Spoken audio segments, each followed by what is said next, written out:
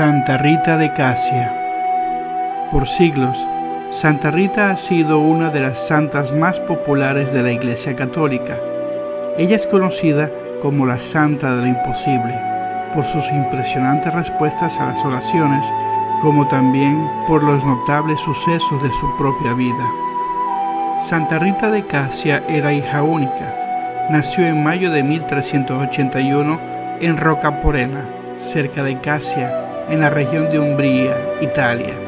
Antonio Mancini y Amata Ferri eran sus devotos padres, a los que se les conocía como los pacificadores de Jesucristo, pues los llamaban para apaciguar peleas entre vecinos.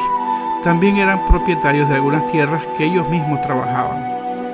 Se dice que cuando Rita aún era una bebé, mientras dormía en una cesta, abejas blancas se agrupaban sobre su boca, depositando en ella la dulce miel sin hacerle daño y sin que la niña llorara para alertar a sus padres. Uno de los vecinos campesinos, viendo lo que ocurría, trató de dispersar las abejas con su brazo herido. Su brazo se sanó inmediatamente. Sus padres, sin haber aprendido a leer o escribir, enseñaron a Rita desde niña todo acerca de Jesús, la Virgen María y los más conocidos santos. Ella nunca fue a la escuela a aprender a escribir o a leer. Para Rita, su único libro era el crucifijo. Ella quería ser religiosa toda su vida, pero sus padres, avanzados en edad, escogieron para ella un esposo, Paolo Ferdinando, lo cual no fue una decisión muy sabia, pero Rita obedeció. Su esposo demostró ser bebedor, mujeriego y abusador, pero ella lo respetó durante toda su vida de casado. Encontró su fortaleza en Jesucristo, en una vida de oración, sufrimiento y silencio. Tuvieron 2 gemelos, los cuales sacaron el temperamento de su padre. Esto preocupaba mucho a la santa y constantemente oraba por ellos. Después de 20 años de matrimonio y oración, Paolo se convirtió, le pidió perdón y le prometió cambiar su forma de ser. Rita lo perdona y pasaban el tiempo juntos en los caminos de Dios. Esto no duró mucho porque mientras su esposo se había reformado, no fue así con sus antiguos enemigos. Una noche, Paolo no fue a casa. Antes de su conversión esto no hubiera sido extraño, pero en el Paolo reformado esto no era normal. Rita sabía que algo había ocurrido, había sido asesinado. Su pena fue aumentada cuando sus 2 hijos, que ya eran mayores, juraron vengar la muerte de su padre. Las súplicas no lograban disuadirlos. Fue entonces que Santa Rita, comprendiendo que más vale salvar el alma que vivir mucho tiempo, rogó al Señor que salvara las almas de sus 2 hijos y que tomara sus vidas antes de que se perdieran para la eternidad por cometer un pecado mortal. El Señor respondió a sus oraciones. Los 2 padecieron una enfermedad fatal. Durante el tiempo de enfermedad, la madre les habló dulcemente del amor y el perdón. Antes de morir, lograron perdonar a los asesinos de su padre. Rita estuvo convencida de que ellos estaban con su padre en el cielo. A partir de la muerte de sus hijos, se empeñó infatigablemente por pacificar a la familia del marido con los asesinos, interrumpiendo así la espiral de odio que se estaba creando. Al quedar sola, no se deja vencer por la tristeza y el sufrimiento. Santa Rita quiso entrar con las hermanas agustinas, pero no era fácil lograrlo. No querían a una mujer que había estado casada. Además, la muerte violenta de su esposo dejó una sombra de duda. Ella se volvió de nuevo a Jesús en oración. Ocurrió entonces un milagro. Una noche, mientras la santa dormía profundamente, oyó que la llamaban. A la tercera vez, ella abrió la puerta y ahí estaban San Agustín, San Nicolás de Tolentino y San Juan el Bautista. Ellos le pidieron a la santa que los siguiera. Después de recorrer las calles de Rocaporena, sintió que la subían en el aire y la empujaban suavemente hacia Casia, arriba del monasterio de Santa María Magdalena, y fue entonces que cayó en éxtasis.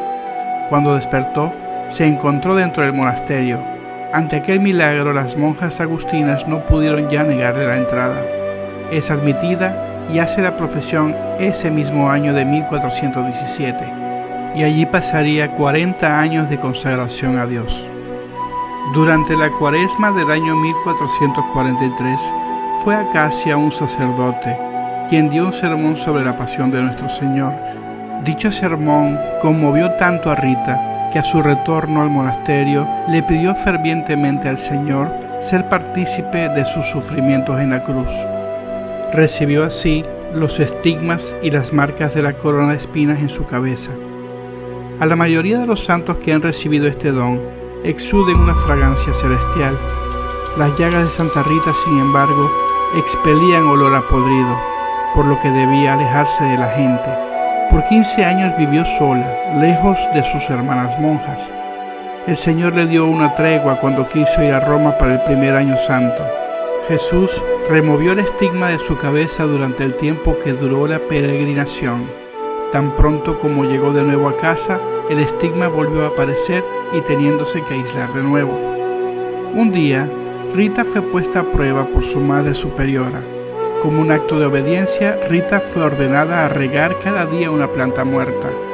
Rita lo hizo obedientemente y de buena manera. Una mañana la planta se había convertido en una vid floreciente y dio uvas que se usaron para el vino sacramental. Continuando Rita en sus ejercicios espirituales y en las penitencias, finalmente cae enferma. Por 4 años sufrió con tanta compostura los padecimientos del mal que servía a las otras monjas de espejo de tolerancia. En el rigor más áspero del invierno, estando todo cubierto de nieve, una buena mujer pariente de Rita fue a visitarla. Al marcharse le preguntó si deseaba algo de su casa. La santa respondió que desearía una rosa y 2 higos de su huerto.